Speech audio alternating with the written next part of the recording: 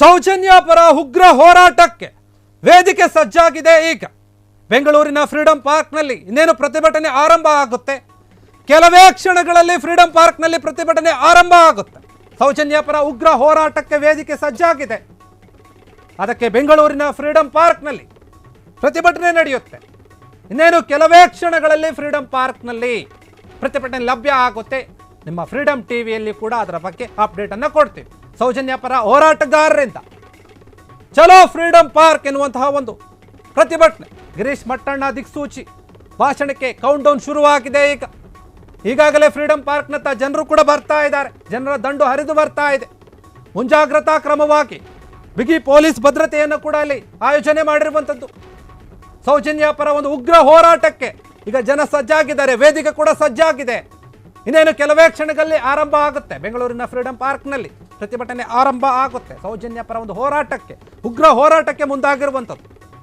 ಇದರ ಒಂದು ಅಪ್ಡೇಟ್ಗಳು ನಿಮ್ಮ ಫ್ರೀಡಂ ಟಿವಿಯಲ್ಲಿ ಬರುತ್ತೆ ನೇರವಾಗಿ ಫ್ರೀಡಂ ಪಾರ್ಕ್ನಿಂದ.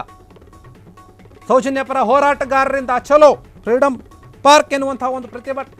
ಗಿರೀಶ್ ಮಟ್ಟಣ್ಣ ದಿಕ್ಸೂಚಿ ಭಾಷಣಕ್ಕೆ ಕೌಂಟ್ ಡೌನ್ ಶುರುವಾಗಿದೆ. ಇನ್ನೇನು ಅವರು ಕೂಡ ಕೆಲವೇ ಕ್ಷಣಗಳಲ್ಲಿ ಮಾತಾಡ್ತಾರೆ. ಈಗಾಗಲೇ ಫ್ರೀಡಂ ಟಿವಿಯಲ್ಲಿ ಫ್ರೀಡಂ ಪಾರ್ಕ್ನತ್ತ ಜನ ಬರ್ತಾ ಇದ್ದಾರೆ ಅಂತ ಒಂದು ಲಭ್ಯ ಆಗಿದೆ ಒಂದು ಮಾಹಿತಿ. ಬೆಂಗಳೂರಿನ ಫ್ರೀಡಂ ಪಾರ್ಕ್ನಲ್ಲಿ ಒಂದು ಹೋರಾಟಕ್ಕೆ ಮುಂದಾಗಿದ್ದಾರೆ ಸೌಜನ್ಯ ಪರದ ಒಂದು ಹೋರಾಟಗಾರರು.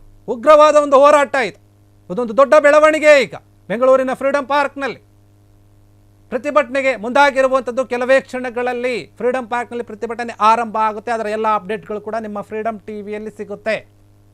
ಫ್ರೀಡಂ ಪಾರ್ಕ್ನಲ್ಲಿ ಒಂದು ದೊಡ್ಡ ಪ್ರತಿಭಟನೆ, ಉಗ್ರವಾದಂತಹ ಪ್ರತಿಭಟನೆ. ಗಿರೀಶ್ ಮಟ್ಟಣ್ಣ ಅವರ ಒಂದು ಭಾಷಣಕ್ಕೆ ಕೂಡ ಕೌಂಟ್ ಡೌನ್ ಶುರುವಾಗಿರುವಂಥದ್ದು. ಈಗ ಏನೇನು ಮಾತನಾಡ್ತಾರೆ ಈ ಒಂದು ಪ್ರತಿಭಟನೆಯಲ್ಲಿ, ಯಾವ ಒಂದು ಹೊಸ ವಿಷಯಗಳನ್ನು ತೆಗೆದಿಡ್ತಾರೆ, ಸೌಜನ್ಯ ಪರ ಹೋರಾಟದಲ್ಲಿ ಏನೆಲ್ಲ ಒಂದು ಬೆಳವಣಿಗೆ ಆಗುತ್ತೆ ಇನ್ನು ಮುಂದೆ, ಈ ಹಿಂದೆ ಏನಾಗಿತ್ತು, ಈ ಮುಂದೆ ಏನು ಮಾಡ್ತೀವಿ ನಾವು, ಯಾವ ರೀತಿಯಾದಂಥ ಒಂದು ಹೊಸ ದಾರಿಯನ್ನು ಏನಾದರೂ ಹಿಡಿತೀವಾ, ಇಲ್ಲ ಏನಾದರೂ ಒಂದು ಹೊಸ ವಿಷಯಗಳಿದೆಯಾ, ಗಿರೀಶ್ ಮಟ್ಟಣ್ಣ ಅವರು ಬೇರೆ ಏನಾದರೂ ಒಂದು ವಿಚಾರಗಳನ್ನು ಮಾತನಾಡ್ತಾರೆ ಈ ಒಂದು ಪ್ರತಿಭಟನೆ, ಎಲ್ಲವಾದರೂ ಕೂಡ ಗೊತ್ತಾಗುತ್ತೆ. ಇನ್ನೇನು ಒಂದು ಕೆಲವೇ ಕ್ಷಣಗಳಲ್ಲಿ ಫ್ರೀಡಂ ಪಾರ್ಕ್ನಲ್ಲಿ ಇದ್ರ ಬಗ್ಗೆ ಪ್ರತಿಭಟನೆ ನಡೆಯುತ್ತೆ.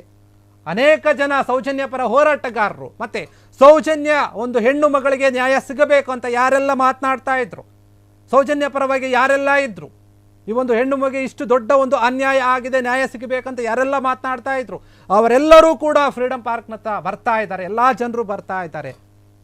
ತಂಡೋಪತಂಡವಾಗಿ ಒಂದು ಜನ ಹರಿದು ಬರ್ತಾ ಇದ್ದಾರೆ ಫ್ರೀಡಂ ಪಾರ್ಕ್ನತ್ತ. ಸೌಜನ್ಯಗೆ ನ್ಯಾಯ ಸಿಗಬೇಕು, ಆ ಹೆಣ್ಣು ಮಗಳಿಗೆ ನ್ಯಾಯ ಸಿಗಲೇಬೇಕು, ಹೋರಾಟಗಾರರಿಗೆ ನಾವು ಬೆಂಬಲವನ್ನು ಸೂಚಿಸ್ತೀವಿ ಅಂತ ಹೇಳಿ ಜನರು ಕೂಡ ಬರ್ತಾ ಇರುವಂಥದ್ದು. ಫ್ರೀಡಂ ಪಾರ್ಕ್ನಲ್ಲಿ ಈ ಒಂದು ಪ್ರತಿಭಟನೆ ನಡೆಯುತ್ತೆ. ಇನ್ನೇನು ಕೆಲವೇ ಕ್ಷಣಗಳಲ್ಲಿ ಆರಂಭ ಕೂಡ ಆಗುತ್ತೆ. ಗಿರೀಶ್ ಮಟ್ಟಣ್ಣ ಅವರು ಮಾತನಾಡ್ತಾರೆ. ಅವರ ಮಾತುಗಳು ಕೂಡ ಏನು ಅರ್ಥ ಇರುತ್ತೆ, ಏನು ಮಾತನಾಡ್ತಾರೆ. ಇಷ್ಟು ದಿನ ಅನೇಕ ಒಂದು ಹೇಳಿಕೆಗಳನ್ನು ಕೊಟ್ಟಿದ್ದಾರೆ, ಮೀಡಿಯಾದ ಮುಂದೆ ಮಾತನಾಡಿದ್ದಾರೆ. ಆದರೆ ಈ ಒಂದು ಪ್ರತಿಭಟನೆ ಏನಿದೆ, ಈ ಹಿಂದೆ ನಡೆದಂತಹ ಎಲ್ಲ ಒಂದು ಹೋರಾಟಕ್ಕಿಂತ ಪ್ರತಿಭಟನೆಗಿಂತ ಭಿನ್ನವಾಗಿರುತ್ತಾ ಎನ್ನುವಂಥ ಒಂದು ಆಲೋಚನೆ ಕೂಡ ಇದೆ.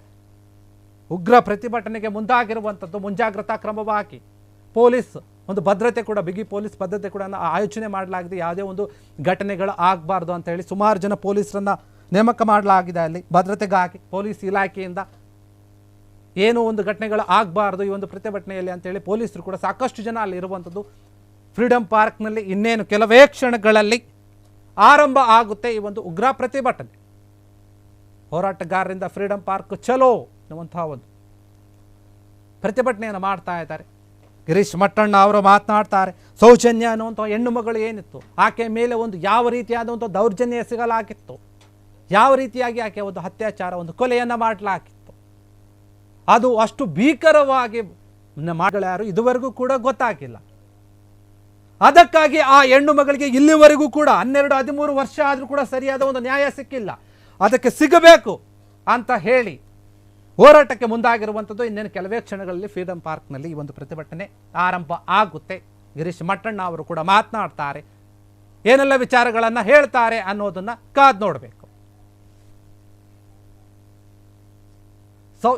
ಸೌಜನ್ಯ ಪರ ಒಂದು ಹೋರಾಟ. ಸೌಜನ್ಯ ಅನ್ನುವಂತಹ ಒಬ್ಬ ಹೆಣ್ಣು ಮಗಳು ಬರೀ ಒಬ್ಬ ಅವರ ಮನೆಯ ಹೆಣ್ಣು ಮಗಳಲ್ಲ, ಇಡೀ ಕರ್ನಾಟಕದ ಹೆಣ್ಣು ಮಗಳು ಅಂತ ಜನರು ಭಾವಿಸಿದ್ದಾರೆ. ಆಕೆಗೆ ಆದಂತಹ ಒಂದು ಅನ್ಯಾಯಕ್ಕೆ ನಿಜವಾಗಲೂ ಕೂಡ ನ್ಯಾಯ ಸಿಗಬೇಕು ಅಂತ ಅನೇಕ ವರ್ಷಗಳಿಂದ ಒಂದು ಹೋರಾಟ ನಡೀತಾ ಇದೆ.